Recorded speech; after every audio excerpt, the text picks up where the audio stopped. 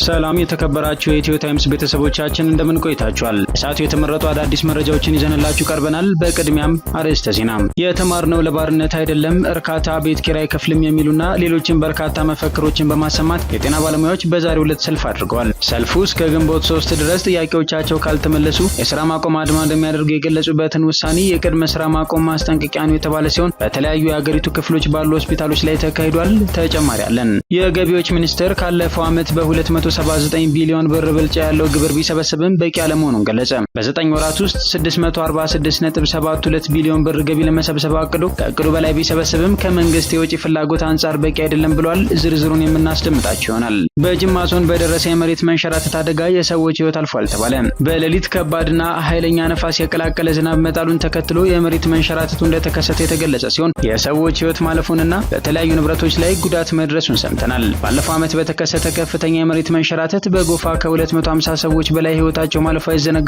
ዝርዝሩን አዘጋጅተናል። በሽብር ወንጀል ጉዳይ ተጠርጥረው በእስር ላይ የሚገኙ 4 የኢቢኤስ ቴሌቪዥን ጣቢያ ሰራተኞች ሊለቀቁ መሆኑ ተሰምቷል። የፌዴራል ከፍተኛ ፍርድ ቤት ዋስትና በማስያዝ እንዲለቀቁ ትዕዛዝ ሰጥቷል የተባለ ሲሆን 2 የጣቢያው ሰራተኞችን ጨምሮ 16 ተጠርጣሪዎች ላይ ክስ መመስረቱንም አስታውቋል። ሌላኛው መረጃችን ነው። የትራምፕ አስተዳደር በፈቃዳቸው ከአሜሪካ ለቀው ወደ ሀገራቸው ለሚመለሱ ህገወጥ ስደተኞች በነፍስ ወከፍ $1000 አበል እንደሚሰጥና የጉዞ ወጪያቸውን እንደሚሸፍን አስታወቀ። ይህ ወጪ በግዴታ ለማባረር ከሚወጣው ወጪ ጋር ሲነጻጸር በ70% ገደማ እንደሚቀንስ ተመላክቷል። ተጨማሪ አለን። ከሩሲያ የድል ቀን ክብረ በዓል ሰልፎች ጋር በተያያዘ ሩሲያ በዚህ ሳምንት መጀመሪያ ላይ ይፋ ካደረገችው ከሜይ 8 እስከ 11 ድረስ ይቆያል ከተባለው ጊዜያዊ የተኩስ አቁም ስምምነት ከቀናት ቀድማ ዩክሬን በሩሲያ ኤርፖርት አቅራቢያ ጥቃት ፈጽማለች ተብሏል። ዝርዝሩን የምናስደምጣቸው ይሆናል። ውድ የኢትዮ ታይምስ ቤተሰቦቻችን እነዚህንና ሌሎችም ያልተሰሙ አዳዲስ መረጃዎችን ለማድመጥ እስከ መጨረሻው ድረስ ላይክ፣ ሼር እና ሰብስክራይብ በማድረግ አብራችሁን እንድትቆዩ በአክብሮት እንጋብዛለን።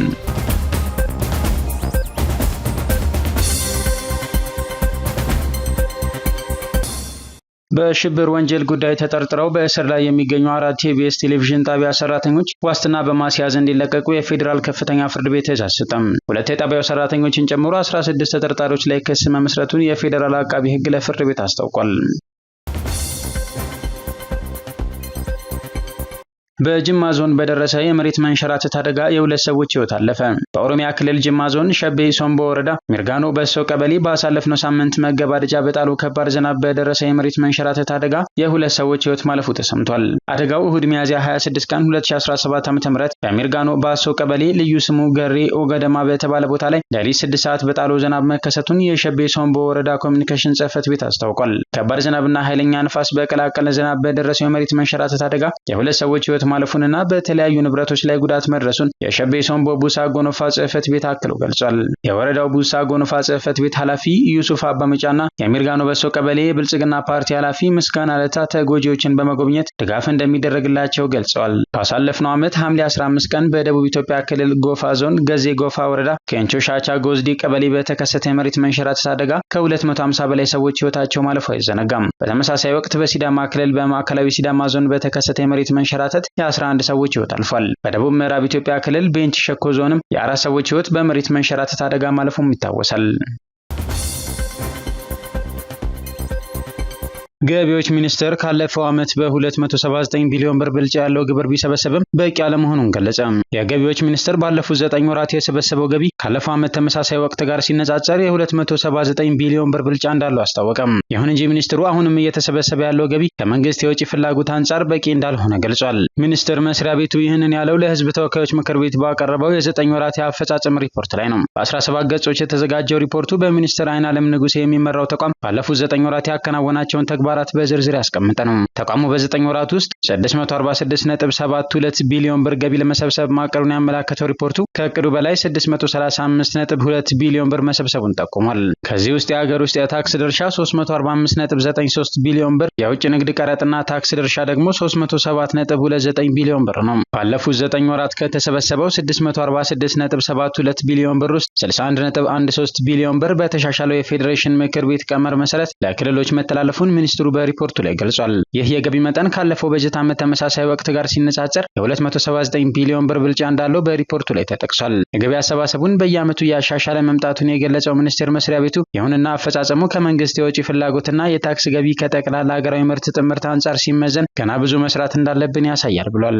ባለፉት ጥቂት ዓመታት የፌዴራል መንግስቱ የተለያዩ አዳዲስ የታክስ አይነቶችን ሲያስተዋውቅ ነባሮችም ላይ ማሻሻያዎችን አድርጓል። በዚህ የ2017 ዓ.ም ብቻ የተጨማሪ እሴት ታክስ ማሻሻያ፣ ኤክሳይዝ ታክስ፣ አረንጓዴ የተሽከርካሪ ዝውውር ዓመታዊ ታክስና የንብረት ታክስን ስራ ላይ ለማዋል እቅዳለሁ። የመንግስት ባለስልጣናት በተደጋጋሚ ከኢኮኖሚው ሊሰበሰብ የሚገባው ታክስ እንደማይሰበሰብና የታክስ መሰረትን ማስፋት እንደሚያስፈልግ ይናገራሉ። እነዚህ ተደራራቢ የታክስ አይነቶች በህዝብ ላይ ጫና እያሳደሩ መሆኑን የምጣኔ ሀብት ባለሙያዎች ሲናገሩ ይደመጣሉ። በዩናይትድ ኪንግደም የሚገኙት የገንዘብ አስተዳደር ባለሙያው ዶክተር አብዱልመናን መሐመድ የመንግስት ወጪ መብዛት ከፍተኛ የገንዘብ ፍላጎትን አስከትሏል ሲሉ ባለፈው ጥር ወር ላይ ተናግረዋል። ከመንግስት ወጪ መብዛት በተጨማሪ ከዚህ በፊት ለመንግስት የገቢ ምንጭ የነበሩትን ብድርና የገንዘብ ህትመት መቀነሳቸው የጠቅላይ ሚኒስትር አብይ አህመድን መንግስት ትኩረት ወደ ታክስ እንዲሆን አስገድዶታል። በመንግስት በኩል የተስተዋለውን ይህን የገቢና ወጪ መዛባት ለማስተካከል አንደኛ ወጪ መቀነስ ወይም ገቢ መጨመር አለበት የሚሉት ዶክተር አብዱልመናን ወጪ ለመቀነስ ግን ፍላጎት አላሳየም ብለው ነበር። ስለዚህ ገቢውን መጨመር አለበት፣ ገቢ ለመጨመር ደግሞ አለ የሚለውን ህብረተሰቡን ታክስ የማድረጊያ ዘዴ መፈለግ አለበት። ታክስን እንደ ዋና የመንግስት ወጪ መሸፈኛ ዘዴ መጠቀም ካለበት ህብረተሰቡን በከፍተኛ ሁኔታ ታክስ ማድረግ መቻል ይኖርበታል ብለዋል ዶክተር አብዱልመናን። ዓለም አቀፍ የገንዘብ ተቋማት መንግስት ታክስን እንደ ገቢ ምንጭ እንዲጠቀም ከፍተኛ ጫና አሳድረውበታል ሲሉ መንግስት የገቢ ምንጩን እንዲቀይር የተገደደበትን ምክንያት ያብራራሉ። ጠቅላይ ሚኒስትር አብይ ከ6 ወራት በፊት ባለፈው ህዳር ወር ለምክር ቤት አባላት ባደረጉት ማብራሪያ መንግስታቸው በ2017 በጀት ዓመት 1.5 ትሪሊዮን ብር ከታክስ ለመሰብሰብ ማቀዱን አስታውቀው ነበር። የገቢዎች ሚኒስቴር ለህዝብ ተወካዮች ምክር ቤት በላከው ሪፖርት ላይ ያነሳው ሌላኛው ጉዳይ ባለፉት 9 ወራት ያጋጠሙ ተግዳሮቶችን ነው። ተቋሙ ገቢን መደበቅ፣ ግብይትን ያለደረሰኝ ወይም በህገ ወጥ ደረሰኝ ማከናወን፣ ኮንትሮባንድ፣ የግብር ስራና የታክስ ማጭበርበር አሁንም ያልተቀረፉ የታክስ አስተዳደሩ ተግዳሮቶች መሆናቸውን ጠቁሟል። በ9 ወራት ውስጥ 15.6 ቢሊዮን ብር የሚገመቱ የገቢና የወጪ ኮንትሮባንድ እቃዎችንና ህገ ወጥ ገንዘብ መያዙን ሚኒስቴሩ በሪፖርቱ ላይ ገልጿል። ከዚህ በተጨማሪም በኮንትሮባንድ ወንጀል የተሳተፉ 1105 ተጠርጣሪዎች በጉምሩክ፣ በክልል ፖሊስ፣ በፌዴራል ፖሊስና በመከላከያ ሰራዊት አባላት በቁጥጥር ስር መዋላቸውን አክሏል። የአማራ ፋኖ በጎጃም የሐዲስ ዓለማየሁ 7ኛ ክፍለ ጦር ህዝብ ግንኙነት ኃላፊ ሁሉም ብርጌዶች ውጊያ ላይ ውለዋል ሲል ገለጸ። በዚህም አዋበል መብረቁ ብርጌድ ሉማሜ ላይ፣ ተድላጓሉ ብርጌድ የጎራና የምስጥና ላይ፣ የቦቅላ አባይ ብርጌድ ጥቁር አንበሳና ተድላጓሉ ብርጌድ አንበር ላይ የተዋጉ ሲሆን የባሱ ሊበኑ አብራጂት ብርጌድ ኮርክና የላም ገጂ ላይ ውጊያ ሲያደርጉ ውለዋል ብሏል። በውጊያው የመንግስት ኃይል ከ22 በላይ መድፍ ተኩሷል ያለ ሲሆን የማህበረሰቡን በግ፣ ፈረስና የቀንድ ከብቶችን ገድሏል፣ የንጹሃንን ቤትም አፍርሷል ብሏል። ቢኤም ዙሪያ 23 መድፍና ሌሎች ከባድ መሳሪያዎችን ከየት ኖራ በማንቀሳቀስ ሲጠቀም መዋሉንም ገልጿል። በነበረው ውጊያ 5 የመንግስት ኃይል ቃኝና መሐንዲሶች በዘሪውን 13 ሙሉ በሙሉ ተደምስሰዋል ያለ ሲሆን ይህንን ውጊያ 100 አለቃ አበበ ሰው መሆን የአፋጎ ዘመቻ መምሪያና 100 አለቃ ገረመው አጋዢ አበጀ በለው የሐዲስ ዓለማየሁ 7ኛ ክፍለ ጦር ዋና ጦር አዛዥ በበላይነት መርተውታል ሲል የሐዲስ ዓለማየሁ 7ኛ ክፍለ ጦር ህዝብ ግንኙነት ኃላፊ ፋኖ መምህር እንደሰው ታምሩ ገልጿል። ህወሓት አደራዳሪዎች ትጥቅ ፍቱ ከማለት ውጪ ስምምነቱ በጥቅል እንዲፈጸም ያሳዩት ዝግጁነት ውስን ነው ሲል ተቸም። ህዝባዊ ወያነ ሓርነት ትግራይ ህወሓት የፕሪቶሪያ ስምምነት አደራዳሪዎች ትጥቅ ፍቱ ከማለት ውጪ ስምምነቱ በጥቅል እንዲፈጸም ያሳዩት ዝግጁነት ውስን ነው ሲል ተቸም። ፓርቲው ይህን ያለው ባሳለፍነው ሳምንት መገባደጃ ሚያዝያ 25 ቀን 2017 ዓ.ም ከፍተኛና መካከለኛ አመራሮች ያካሄዱት የ3 ቀን ውይይት መጠናቀቅን አስመልክቶ ባወጣው መግለጫ ነው። ብሔራዊ አንድነታችን ሉዓላዊነታችንን ለማስጠበቅ በሚል መሪ ቃል የፓርቲው 1337 የሚሆኑ ከፍተኛና መካከለኛ አመራሮች ተሳትፈውበታል በተባለውና ከሚያዝያ 23 ቀን እስከ 25 ቀን 2017 ዓ.ም ድረስ በተካሄደው ስብሰባ ማገባደጃ ባለ 10 የአቋም መግለጫ አውጥቷል። አቋሙን ካንጸባረቀባቸው ጉዳዮች አንዱ የፕሪቶሪያ የሰላም ስምምነት አንዱ ሲሆን ሙሉ በሙሉ አልተገበረም ሲል በመግለጽ ላለመተግበሩም 3 ምክንያቶችን አስቀምጧል። በአቶ ጌታቸው ረዳ የተመራውን የጊዜያዊ አስተዳደሩን ተቆጣጥሮት የነበረው የፓርቲው አንዱ ቡድንን በመጀመሪያ ምክንያትነት ያስቀመጠው መግለጫው፣ በሁለተኛ ደረጃ ደግሞ በኢትዮጵያ መንግስት በኩል ስምምነቱን ለማስፈጸም ቁርጠኛ አለመሆኑ ነው ሲል ገልጿል። በሶስተኝነት የቀረበው ምክንያት ደግሞ የፕሪቶሪያ ስምምነት አደራዳሪዎች ችግር ነው ያለ ሲሆን ትጥቅ ፍቱ ከማለት ውጪ ስምምነቱ በፓኬጅ እንዲፈጸም ያሳዩት ዝግጁነት ውስን ነው ብሏል። እነዚህ ችግሮች ተመጋግበዋል፣ ስምምነቱ እስካሁን ሙሉ በሙሉ እንዳይተገበር አድርገውታል ሲል ገልጿል። በዚህም ምክንያት በመጠለያ በስደትና በወራሪዎች ቁጥጥር ስር ያሉ ወገኖቻችን በረሃብ በበሽታና በሞት እየተሰቃዩ ይገኛሉ ሲል ገልጾ የትግራይ ህዝብ ይህንን ችግር መሸከም የማይችልበት ደረጃም ደርሷል ብሏል። የፕሪቶሪያው ስምምነት የፈጠረው አንጻራዊ ሰላም ቢኖርም ሙሉ በሙሉ አለመተግበሩ በወራሪዎች ሰዎች ቁጥጥር ስር የሚገኘው ህዝባችን ነጻ አልወጣም፣ የትግራይ ህገ መንግስታዊ ግዛት ለባለቤቱ አልተመለሰም፣ የክልሉ ተፈናቃዮችና ስደተኞች ወደ ቀያቸው እንዲመለሱ ባለመደረጉ አሁንም ለከፋ ችግር ተዳርገዋል፣ ተጨማሪ ዋጋም እየከፈሉ ነው። በወራሪዎች ስር የሚገኘው ህዝባችን መብቱ ተገፎ ብቻ ሳይሆን በስልታዊ መንገድ እንዲጠፋ እየተደረገ ነው ሲል አሳስቧል። ህወሓት በመግለጫው ህዝቡ ነጻ እንዲወጣና ደህንነቱ ተጠብቆ ወደ ቤቱ ተመልሶ ሰላማዊ የሆነ መደበኛ ህይወቱን እንዲመራ ማድረግ፣ የፖለቲካዊ ውይይት እንዲጀመር፣ የፕሪቶሪያውን ስምምነት ያፈራረሙ አካላትና ዓለም አቀፉ ማህበረሰብ የስምምነቱን አፈጻጸም እንዲገመግሙና አስፈላጊውን ትግል እንዲያደርጉ ሲል ጥሪ አቅርቧል። ሌላኛው በአቋም መግለጫው የተካተተው ነጥብ ደግሞ የፓርቲው እውቅናን የተመለከተ ሲሆን እውቅናው የሚወሰነው በትግራይ ህዝብ ነው ብዬ ነው የማምነው ሲል ገልጿል። የምርጫ ቦርድ የፕሪቶሪያ የሰላም ስምምነትን በሚጻረር መልኩ ሁኔታውን ወደ ተራ የቴክኒክ ጉዳይ እንዲያመራ በማድረግ እንደ አዲስ ተመዝገቡ ማለቱን አወግዛለሁ ብሏል። በፕሪቶሪያው ስምምነት መሰረት ህጋዊ ሰውነቱ ወደ ነበረበት እንዲመለስም ጥሪ አቅርቧል። በተጨማሪም ፓርቲው የትግራይ ህዝብ ህልውና እንዲሁም የራስን ዕድል በራስ የመወሰን መብቱን ለማረጋገጥ የማደርገውን ሰላማዊና ፖለቲካዊ ትግል አጠናክሬ እቀጥላለሁ ሲል አስታውቋል። የባከኑ ጊዜያትና ያመለጡ ድሎችን ለማካካስ እሰራለሁ ያለው ህወሓት ውይይቱ የህዝቡን ጥያቄዎች ደረጃ በደረጃ ለመፍታት ተጨባጭ እርምጃ እንዲወስድ የሚያስችል መሆኑንም ገልጿል። በተለያዩ ከተሞችና ሆስፒታሎች የቅድመ ስራ ማቆም ማስጠንቀቂያ ሰልፎች ተካሂደዋል። የጤና ባለሙያዎች ጥያቄዎቻቸው እስከ ግንቦት 3 ቀን 2017 ዓ.ም ድረስ ምላሽ ካላገኘ የስራ ማቆም አድማ እንደሚያደርጉ ገልጸው እንደነበር ይታወሳል። ዛሬ የቅድመ ስራ ማቆም ማስጠንቀቂያ ከተካሄዱባቸው ከተሞች መካከል የጎንደር ዩኒቨርሲቲ ሆስፒታል፣ የቅዱስ ጳውሎስ ሆስፒታል፣ የዋቻሞ ሆስፒታል፣ የቡታጅራ ሆስፒታል፣ የሃሮማያ ሆስፒታል፣ የደባርቅ ሆስፒታልና በሌሎችም ከተሞች በሚገኙ ሆስፒታሎች የሚሰሩ የጤና ባለሙያዎች በዛሬው ዕለት የተቃውሞ ሰልፎችን አካሂደዋል። ነው ለባርነት አይደለም፣ ያልተኖረው ልጅነታችን ስንል እስከ ጥግ ድረስ እንሄዳለን፣ ህይወታችን ዋጋ አለው፣ እርካታ ቤት ኪራይ አይከፍልም፣ ዳቦ አይሆንም፣ ለጤና ባለሙያ የጤና ዋስትና ይገባዋል የሚሉ መፈክሮችን በማሰማት የቅድመ ስራ ማቆም ሰልፎች ተካሂደዋል። የጀነራል አልቡርሃን መቀመጫ በሆነችው ፖርት ሱዳን ለ3 ተከታታይ ቀናት የድሮን ጥቃት ተፈጸመ። ሱዳን ወታደራዊ ኃይል የሚመራው መንግስት መቀመጫ በሆነችው የወደብ ከተማ ፖርት ሱዳን ለ3ኛ ተከታታይ ቀን የድሮን ጥቃት ተፈጸመባት። በሱዳን የእርስ በርስ ጦርነት ከተቀሰቀሰ በኋላ የፈጥኖ ደራሽ ኃይሉ አይሎ አብዛኛውን ካርቱም ሲቆጣጠር በጀነራል አብዱል ፈታህ አልቡርሃን የሚመራው የአገሪቱ ጦር ኃይል መቀመጫውን ወደ ፖርት ሱዳን አዙሮ ቆይቷል።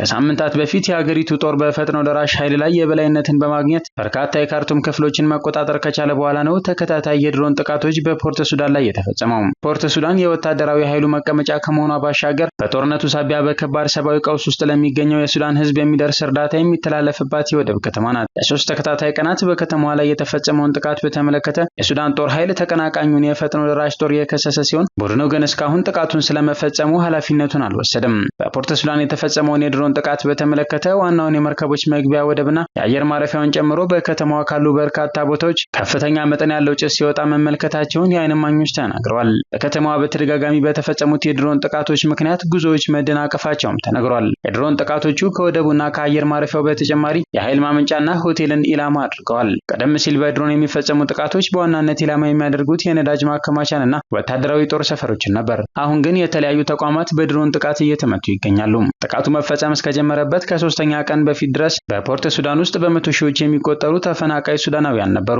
ከ2 ዓመት በላይ የዘለቀው እርስ በርስ ጦርነትና አሁን እየተባባሰ የመጣው ጥቃት ህይወታቸውን የበለጠ ያመሳክለዋል። 2 ዓመት ባለፈው የጦር ሰራዊቱና የፈጥኖ ደራሽ ኃይሉ ከባድ የእርስ በርስ ጦርነት በ10 ሺዎች የሚቆጠሩ ሰዎች የተገደሉ ሲሆን ከ12 ሚሊዮን በላይ ህዝብ ደግሞ ከመኖሪያው ተፈናቅሏል። በፈጥኖ ደራሽ ኃይሉ ላይ ወታደራዊ ድሎችን እያገኘ የመጣው የሱዳን ጦር ሰራዊት ባለፈው ወር አብዛኛውን የዋና ከተማዋ ካርቱም ክፍሎችን በቁጥጥር ስር ማስገባቱን የገለጸ ቢሆንም ጦርነቱ ግን ቀጥሏል። በጀነራል አልቡርሃን የሚመራው የአገሪቱ ጦር ኃይል በካርቱም የሚገኘውን ቤተመንግስት መቆጣጠሩን ተከትሎ መንግስት መመስረቱን ያስታወቀ ሲሆን ባለፉት ሳምንታት ቤተመንግስቱ በጀነራል ዳጋሎ በሚመሩት ጽንፈኛ ደራሽ ኃይሎች በተደጋጋሚ የድሮን ጥቃት ደርሶበታል። ከካርቱም የተገፉት ፈጥኖ ደራሽ ኃይሎች በበኩላቸው ጀነራል አልቡርሃን የሱዳን መንግስትን ማቋቋማቸውን ተከትሎ ጀነራል ዳጋሎን በበኩላቸው ሌላ ትይዩ መንግስት መመስረታቸውን አስታውቀዋል።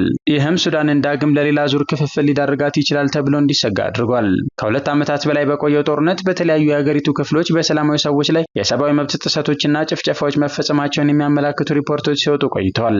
በተጨማሪም በጦርነቱ ምክንያት ሰብአዊ እርዳታ ማቅረብ ባለመቻሉ በሚሊዮኖች የሚቆጠሩ ሱዳናውያን ለችግርና ለረሃብ መጋለጣቸውን የተባበሩት መንግስታት ድርጅት አስታውቋል። በፈቃዳቸው ከአሜሪካ ለሚወጡ ሰነድ አልባ ስደተኞች በነፍስ ወከፍ $1000 ሊሰጥ ነው ተባለ። የትራምፕ አስተዳደር በፈቃዳቸው ከአሜሪካ ለቀው ወደ ሀገራቸው ለሚመለሱ ህገወጥ ስደተኞች በነፍስ ወከፍ $1000 አበል እንደሚሰጥ ትናንት ሰኞ አስታውቋል። የጉዞ ወጪያቸው እንደሚሸፈንም ታውቋል። $1000 አበሉ የሚከፈላቸው ወደ ትውልድ ሀገራቸው መመለሳቸው ከተረጋገጠ በኋላ እንደሆነ የሀገር ውስጥ ደህንነት ዲፓርትመንት ባወጣው መግለጫ ጠቁሟል። እዚህ ያላችሁት በህገወጥ መንገድ ከሆነ በፈቃዳችሁ ወደ ሀገራችሁ መመለስ ተመራጩ፣ ወጪ ቆጣቢና ደህንነቱን የተጠበቀ መንገድ ነው ሲሉ የሀገር ውስጥ የደህንነት ሚኒስቴር ክርስቲኖም ተናግረዋል። በፈቃዳቸው አሜሪካን ለቀው ለሚወጡ ህገወጥ ስደተኞች የሚከፈለው $1000 አበልና የሚሸፍነው የአየር ትራንስፖርት ወጪ በግዴታ ለማባረር ከሚወጣው ወጪ ጋር ሲነጻጸር በ70% ገደማ እንደሚቀንስ ያመላከተው ዲፓርትመንቱ ህጋዊ ሰነድ የሌለውን ሰው በቁጥጥር ስር የመዋልና ከሀገር የማስወጣት አማካይ ወጪ $17000 እንደሆነ ጠቁሟል።